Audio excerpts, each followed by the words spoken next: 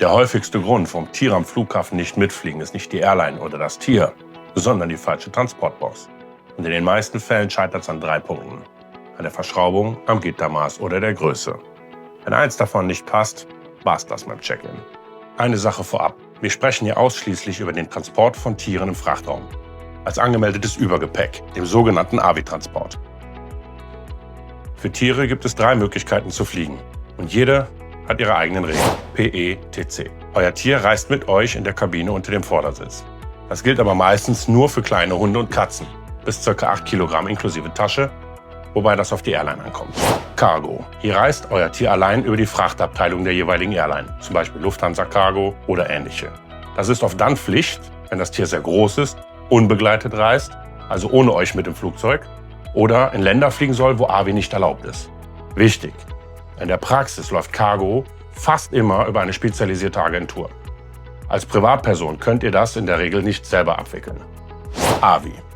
Das ist unser heutiges Hauptthema. Euer Tier reist als angemeldetes Übergepäck im gleichen Flugzeug wie ihr.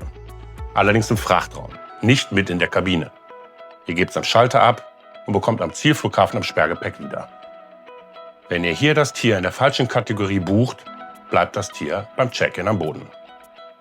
Bevor wir über die Transportbox sprechen, müssen wir die Sprache der Luftfahrt verstehen. Erstens, die IATA oder kurz IATA. Das steht für International Air Transport Association. Das ist der Dachverband von ca. 300 Fluggesellschaften weltweit. Die IATA sorgt dafür, dass Sicherheitsstandards global einheitlich funktionieren. Zweitens, die LAR. Das steht für Live Animals Regulations. Sie dient den Airlines weltweit als verbindliche Grundlage, die in der Praxis allerdings von den einzelnen Fluggesellschaften häufig noch strenger umgesetzt wird.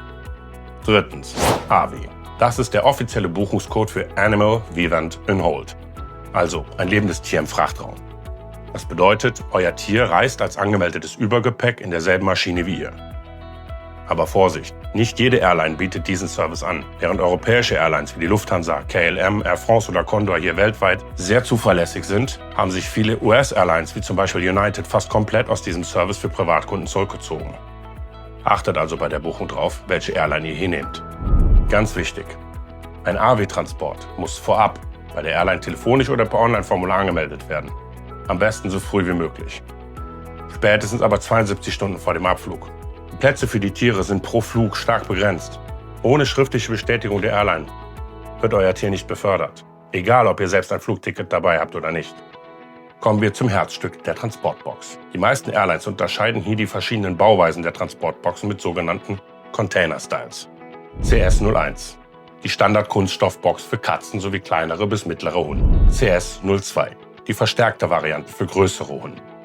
Unabhängig von der Bauart gilt: Die Box muss stabil, ausbruchssicher und zuverlässig verschlossen sein. Die beiden Boxenhälften müssen miteinander so fest verbunden sein, dass sie sich auch unter Belastungen oder Turbulenzen nicht voneinander lösen können.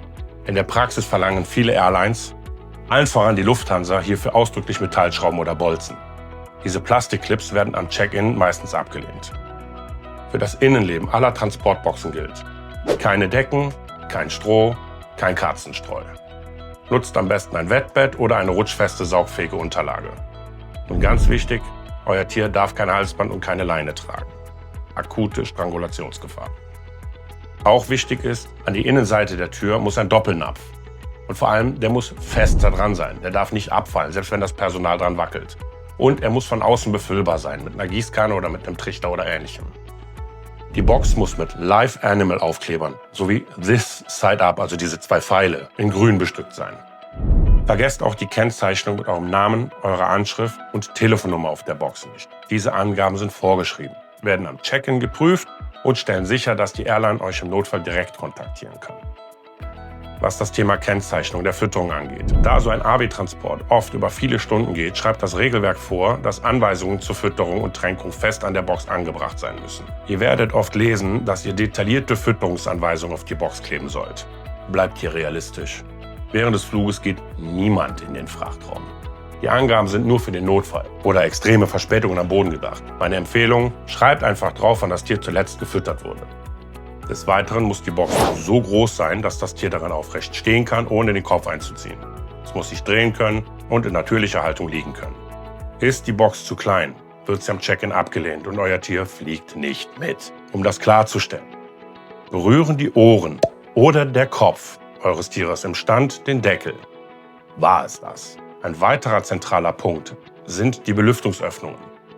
Grundsätzlich fordert die IATA, dass Boxen so konstruiert sind, dass keine Körperteile wie Schnauze oder Pfoten herausragen können. In der aktuellen praktischen Umsetzung der LAR für das Jahr 2026 zeigen sich bei vielen Fluggesellschaften konkrete Änderungen. Viele Airlines definieren heute in der Praxis feste Grenzwerte für die Maschenweiten.